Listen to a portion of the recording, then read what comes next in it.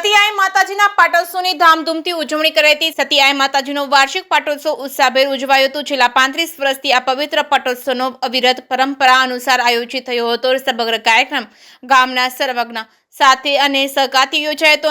અંદાજિત 800 બાળાઓએ ગોળણી ઉત્સવમાં ઉમંગભેર ભાગ લીધો હતો। મોમાઈ ચોક યુવક મંડળના જેમતભર્યા આયોજનથી સમગ્ર કાર્યક્રમ સફળતાપૂર્વક સંપન્ન થયો હતો। મહાઆરતી સહિત વિવિધ આયોજનો જનમન ભીના કર્યા હતા। ભક્તિભાવ અને આયોજક મંડળના સંકલ્પથી આ પાટોત્સવ યાદગાર બની રહ્યો છે। જે કે સિંહ ગુજરાતી સાથે પ્રતાપસિંહ સોદિયા માળિયા હાટીના। હું ભીખુભાઈ ધોબી બોલું છું। અમે છેલ્લા 35 વર્ષથી સતીઆઈ માતાજીનો પાટોત્સવ કરીએ છીએ, જેમાં અમે 800 થી 900 બાળા જમાડીએ છીએ અને મહાપ્રસાદ લેવાય છે।